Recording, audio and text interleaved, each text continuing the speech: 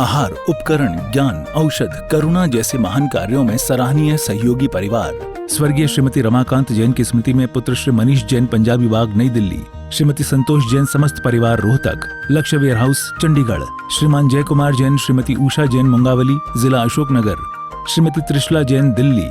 Shri Manoj Jain, Gurgaon. Shri S के Jain, advocate, Sonipat. Shri Arushi Jain, आर्जव Jain, पुत्र श्री अरुण जैन, फरीदाबाद। श्रीमती निर्मला जैन, श्री सुशील जैन, श्री मनीष जैन, हर्ष जैन, जगराव, पंजाब। श्री अनुपम जैन, फरीदाबाद। श्रीमती उमा जैन, धर्मपत्नी श्री मुकेश जैन, आयुषी जैन, स्नेहा जैन, रोहित जैन, लावण्या, ईशानवी, यमुनानगर। श्रीमती पल्लवी जी, श्री प्रभात जी, नारायण टाउन, गाजियाबाद। स्वर्गीय श्री विनोद कुमार जैन की स्मृति पर पुत्र श्री अनंत कुमार जैन, तंबाकू वाले, सिरसागंज। आहार, औषध, अभय और ज्ञान, शास्त्रों में अंकित हैं ये 4 प्रकार के महादान। अगर आप चाहते हैं अपने इस भव का परम कल्याण, तो सृष्टि मंगलम समिति श्री महावीर जी से जुड़िए।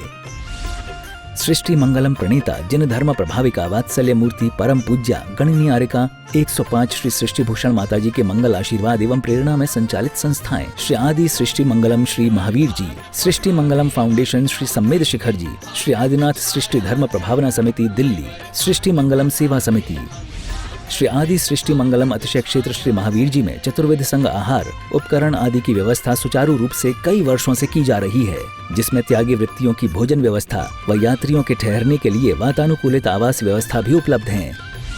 तो आप भी अपनी चंचला लक्ष्मी का सदुपयोग कर पुण्य के भागी अवश्य बने। 1 दिवसीय आहार व्यवस्था 2100 रुपए, सामान्य सदस्यता 1 वर्ष 11,000 रुपए, सामान्य सदस्यता 2 वर्ष 21,000 रुपए, सदस्यता 31,000 रुपए, विशिष्ट सदस्य 51,000 रुपए, अति विशिष्ट सदस्य 71,000 रुपए, संरक्षक 1,11,000 रुपए, शिरोमणि संरक्षक 2,11,000 रुपए। दान देने हेतु बैंक खाता विवरण निम्नवत है। खाता नाम श्री आदि Srishti Mangalam Samiti, branch bank of Baroda Shri Mahavir ji, account number 0119010027378, IFSC BARB 0 SHRIMA, PAN number AAOAS 6329R। अधिक जानकारी व रसीद प्राप्त करने हेतु संपर्क सूत्र 9376571002। जीने के लिए सुंदर माली भी चाहिए, क्योंकि आदमी सिर्फ भोजन से नहीं चलता। भोजन सबको मिलता है, शैतान को भी मिलता है, संत को भी मिलता है, लेकिन संत के भोजन करने का उद्देश्य अलग होता है। संत उतना सही भोजन लेते हैं जितना कि उनके जीवन में साधना में साधक होता है। और संत का भोजन भी सिंह वृत्ति की तरह होता है। मार कर नहीं खाते हैं, सता कर नहीं खाते हैं, लेकिन धर्म को जो बढ़ाने के लिए कारण हो वो भोजन स्वीकार करते हैं। और भोजन हमें जीवन में वो भोजन सहकारी होता है साधना में, जो हमें प्रमाद ना लाता हो, आलस ना लाता हो, जीवन में उदासी ना लाता हो, तामसता ना लाता हो। वो भोजन हमारे लिए हितकारी है। हमारे आचार्यों ने क्यों कहा कि द्रव्य, क्षेत्र, काल और भाव चारों शुद्ध होना चाहिए भोजन के साथ? क्योंकि द्रव्य का भी प्रभाव पड़ता है, क्षेत्र का भी प्रभाव पड़ता है, काल का भी प्रभाव पड़ता है और भाव का भी प्रभाव पड़ता है। आप सबको पता है कि यदि कितना भी अच्छा व्यक्ति और उसे जहर पिला दिया जाए तो उसका असर होता है। इंदिरा गांधी को गोली लगी, गांधी जी को गोली लगी और उसका असर दिखा। सुकरात को जहर दिया गया और वो मर गए। क्राइस्ट को फांसी दी गई, मर गए। क्योंकि शरीर तो बाहर की रासायनिक पदार्थों का भी असर दिखाता है, तुरंत दिखता है, लेकिन उन्हीं रासायनिक पदार्थों को कभी कभी जो ज्ञानी होता है वो जहर को भी अमृत करना जानता है। जो वैद्य होता है वो कई ऐसी दवाइयाँ होती हैं डायरेक्ट खा लो तो मर जाओगे, लेकिन उन्हें शोधन करके उन्हें कितनी मात्रा में खाना ये समझ के खाएंगे तो हमारे जीवन में कहते हैं सुफल हो जाएगा। हमारे जीवन साधना में साधक हो जाएगा। इसीलिए कहा है कि भोजन कितना करना, कब करना, किन परिणामों से करना और कैसा करना। यही हमारे आचार्यों ने कहा है कि क्या खाएं, कैसा खाएं, कब खाएं, कितना खाएं और कब रुक जाएं।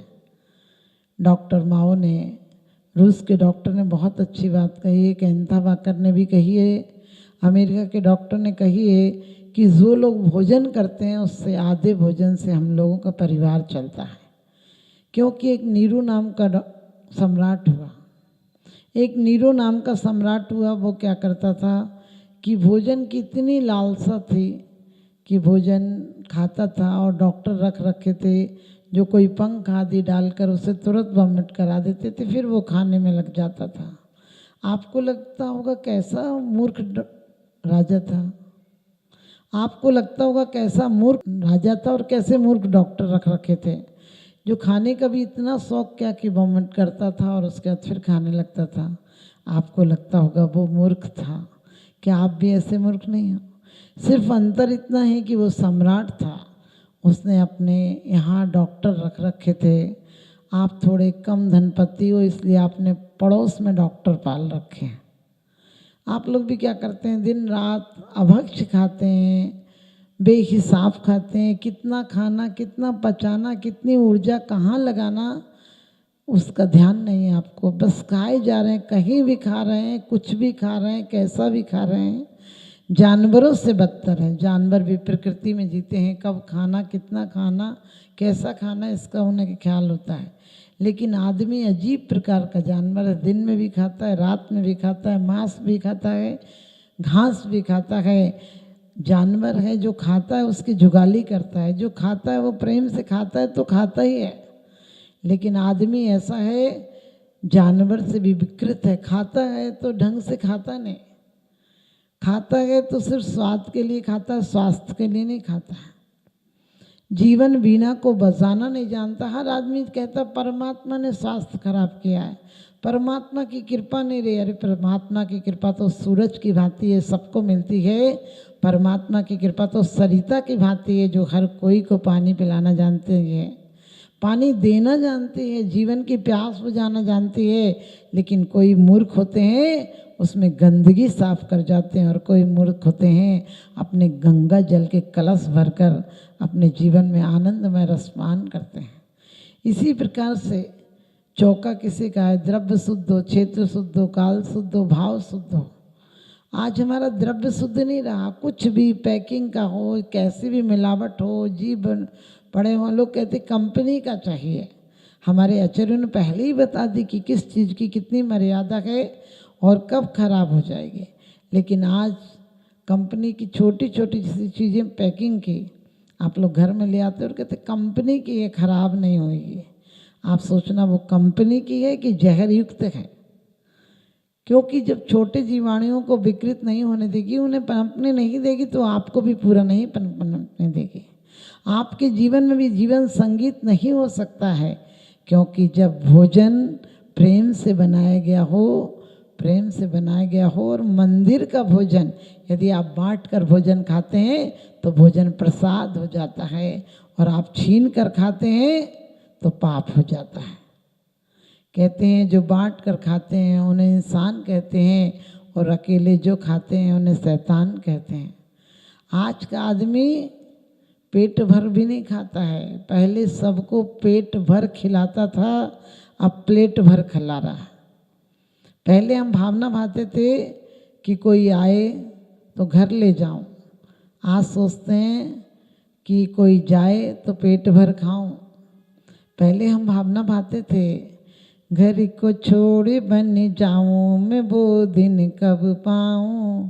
आजकल भावना भाते हैं मंदिर छोड़े घर जाऊं मैं, वो क्षण कब पाऊं। और द्रव्य की बात रही, आप सोच कर देखना जो नाली की पाइपलाइन आती है वो कहाँ से आती है। हम लोग निकलते हैं बिहार करते हैं तो देखते हैं जहाँ गेहूँ पड़ा है, मिर्ची पड़ी है, धनिया पड़े हैं, वहाँ कई बार कुत्ते लोग अशुद्धि कर जाते हैं। और आपके यहाँ बढ़िया पैकिंग होकर जाता है तो आप सोचते हैं कंपनी की चीज़ आई है। अरे मत फिसलो ऊपर की सफाई पर, वर्क चांदी का चढ़ा है गोबर की मिठाई पर, वर्क चांदी का चढ़ा है गोबर की मिठाई पर। इंसान जब भोजन प्रेम से करता है, आज भी आपके परिवारों में तनाव क्यों है? यदि आपने नौकरों के भरोसे खाना बनवाया, यदि आपने सोचा कि कोई दूसरा बनाकर आपको दे दे और आप खा लेंगे, तो ध्यान रखना आपकी ऊर्जा सक्रिय नहीं हुई, आपकी ऊर्जा सकारात्मक नहीं हुई। आपने प्रयास ही नहीं किया, आपने उसके लिए दिल लगाया ही नहीं। खाना बनाने में आपने देखा होगा, प्यार से रूखी रोटी हो तो अमृत का स्वाद देती है, और ईर्ष्या, छल, कपट, क्रोध, घृणा से मजबूरी में बनाई गई रोटी के 56 प्रकार के पकवान भी आपको दिल और दिमाग को स्वस्थ नहीं रख सकते हैं। आज का आदमी सिर्फ जायके के लिए, और जायका क्या, आज पांचों इंद्रियां उसकी इतनी भोंडी हो गई हैं, इतनी बहत्तर हो गई हैं, अधमरी हो गई हैं कि उसे स्वाद ही नहीं आता। जब तक गलत चीज़ें नहीं डली हों तब तक स्वाद नहीं आता है। जब तक सब कुछ चटनी तक, आज आदमी कह रहा है शोल्डर में दर्द है, ये है वो है, अरे चटनी पीस कर खाने लगो, स्वास्थ्य भी ठीक हो जाएगा और कंधों का दर्द और हजारों बीमारियों पर विजय प्राप्त कर लोगे। सिर्फ भीख मांगने से परमात्मा नहीं देता है कुछ, परमात्मा तो शक्ति देता है, उसको तुमने कहाँ लगाया, विनाश में लगाया कि विकास में लगाया, समृद्धि में लगाया कि दुर्बुद्धि में लगाया। वो तो आपको एक संभावना की तरह देता है। भोजन परमात्मा तुमसे पहले जानवरों के लिए देता है। आपने देखा होगा गेहूं की बाल पहले आती, दाना बाद में आता है, क्योंकि बाल जानवरों के लिए भूसा का काम करती है और तुम्हारे लिए गेहूं बाद में आता है। क्योंकि आदमी से ज़्यादा प्रकृति में आज जानवर जी रहा है, पशु पक्षी जी रहे हैं। लोग कहते हैं हम लोग खाते हैं तो कुछ बुद्धि का काम करते हैं। अरे बुद्धि का नहीं, बुद्धिहीनता का काम कर रहे हो। तिजोरियां भर सकते हो लेकिन मात्र पैसे से जीवन नहीं चल सकता है। और जो कहते हैं जीवन चलता है, तो मैं कहती हूँ भोजन बिन नरकों में जीवन, भर पेट मनुज क्यों मरता है। भोजन बिना सागरों पर्यंत हम जीते हैं और यहाँ पर खा खा कर भी मरते हैं।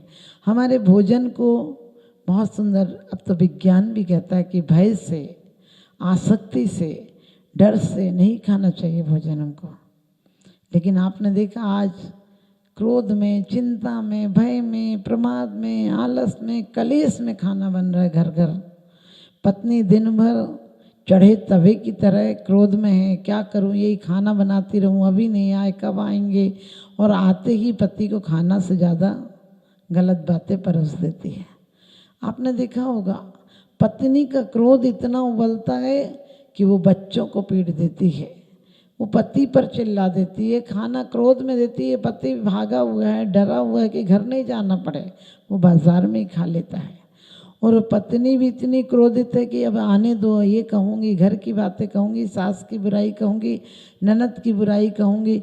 अरे कम से कम भोजन जैसा कृत्य, सचमुच परमात्मा की पूजा की थाली जितने प्रेम से लगाई जाती है, इतने ही प्रेम से भोजन की थाली लगाया करो।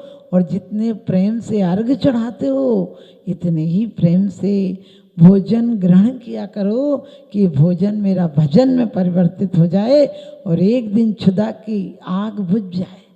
सब लोग कहते हैं भोजन को गालियां देते हैं, हमने नमक छोड़ दिया, मीठा छोड़ दिया, लेकिन मैं कहती हूँ अंदर की आसक्ति छोड़ देना, बांट कर खाना। खाने के पहले यदि धर्मात्मा हो तो क्या कहा है, सम्यक दृष्टि के लिए, धर्मात्मा के लिए, मुनि को भोजन दे फिर निज करें आहारा।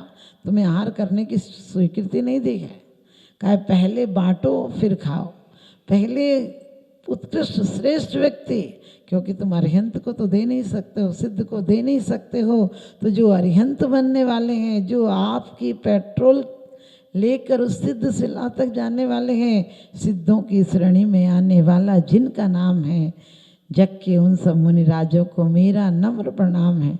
सम्यक दृष्टि यदि भोजन भी करता है तो उसका उद्देश्य अपने लिए भोजन नहीं बनाता है, वो भोजन बनाता है कोई अतिथि आ जाए, आज का अतिथि आ जाए और लोगों को पता चल जाए तो वो पहले लॉक करके चले जाएं।